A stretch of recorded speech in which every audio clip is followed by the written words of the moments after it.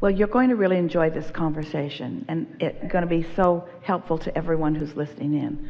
So we want to start first by asking you if you remember what we're talking about being in the receiving mode. Can you feel what being in alignment with who you are feels like? Yes. And can you feel how being mad at someone is not being in alignment with who you are? When you're mad at someone, you're in that sort of a receptive mode. We have said from time to time, don't think too much about this, but we just want to lay this down as a soft beginning place, that sometimes people say to us, Abraham, do you forgive me, or are you forgiving? And we say, we never forgive anyone because we haven't condemned them to begin with. We didn't leave this to go down here, so now we don't have to go back up here. That's all forgiveness is. Forgiveness is just letting go of this and allowing yourself to return to who you naturally are. That makes perfect sense, doesn't it? Yes. So, we want you to hear this in a way that you have never heard anything as clearly. So we're going to speak slowly and maybe even loudly, because we really want you to get this. And it ties into what we were talking about earlier about reacting to things. So you and your mother were having this thing where you were reacting to each other all of the time. And when she reemerged into pure positive energy, she stopped spewing that stuff that you were reacting to. Did that help?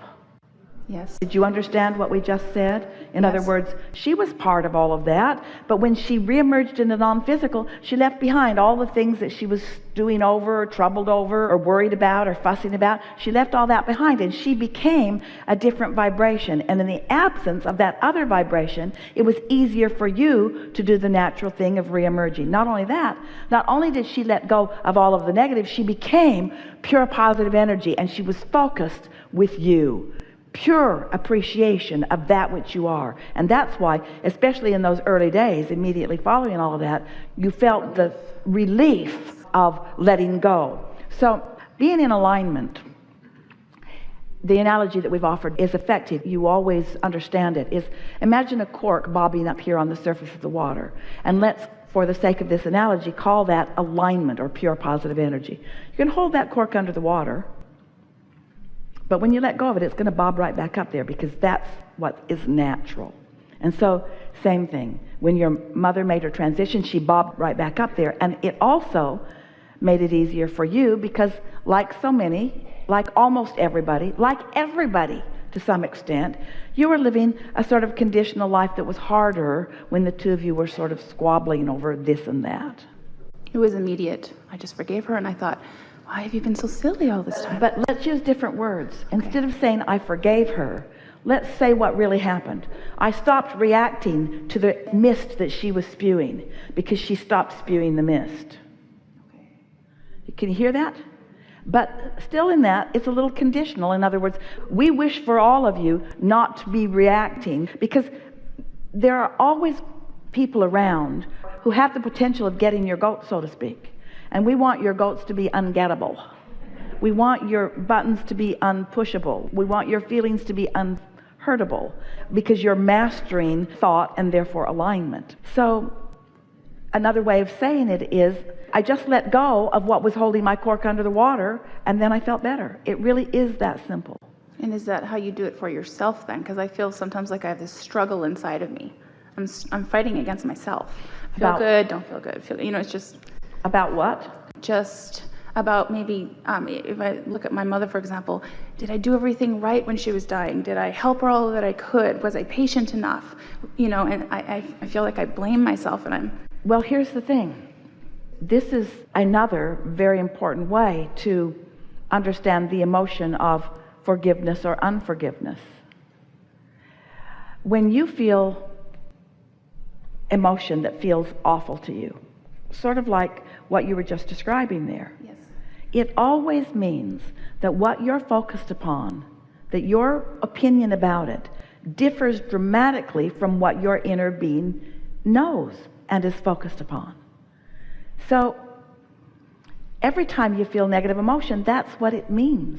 It's not talking about the rightness or the wrongness of your behavior. When you feel negative emotion, it means your inner being doesn't agree. But it's not about your inner being agreeing about whether you did this or that right or wrong. It's that your inner being is not agreeing with you beating up on yourself about this here and now.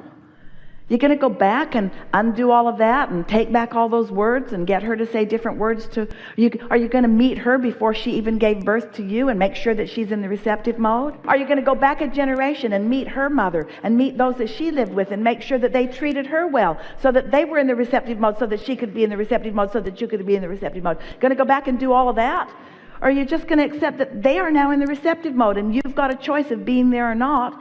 And you can find all kinds of reasons not to be there and beat up on yourself and experience what that feels like because your inner being sure isn't going there with you.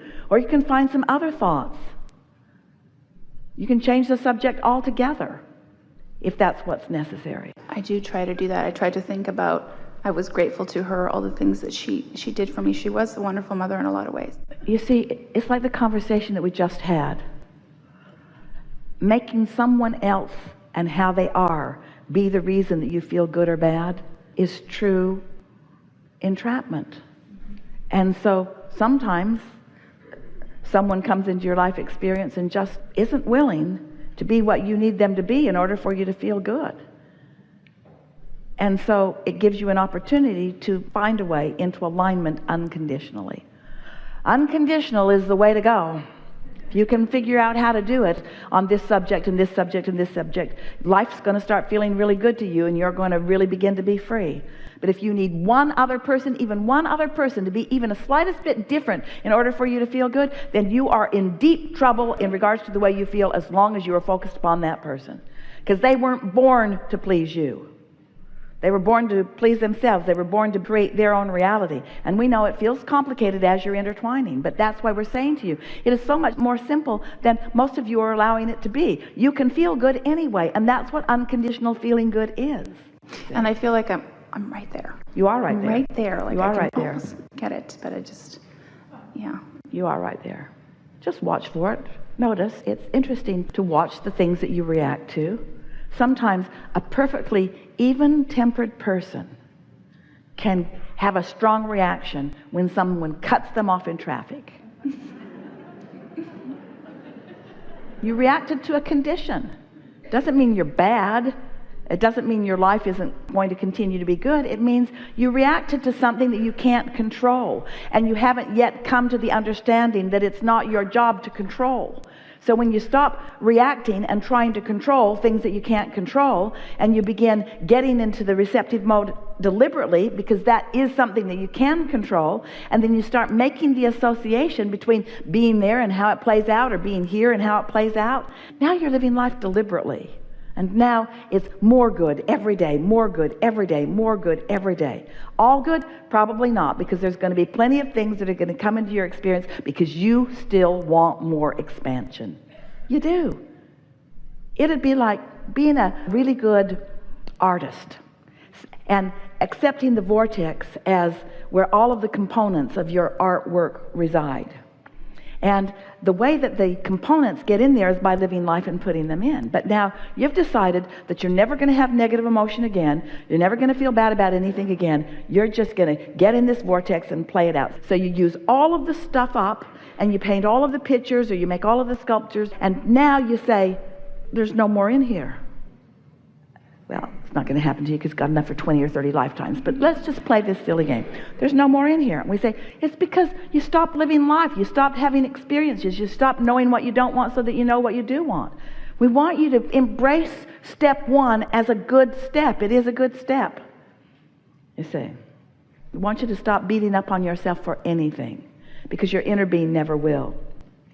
Your inner being is so pleased with the life that you are living and have lived, and what you've put into the vortex, and what it means in terms of expansion and joyous potential for you, that your inner being never looks back and tries to get you to have done something differently. Feel how counterproductive that would be.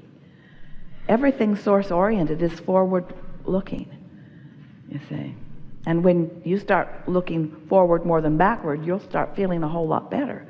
When you stop trying to explain how you got to where you are and just decide from where you are where you now want to be, things will get really easy. You see what we're getting at? So you don't want to relive your childhood or relive your relationship. You just want to take it for what it is now. And what it is now, oh, you have the potential of having some really wonderful conversations and experiences with your mom looking in and having her opinion from where she now is.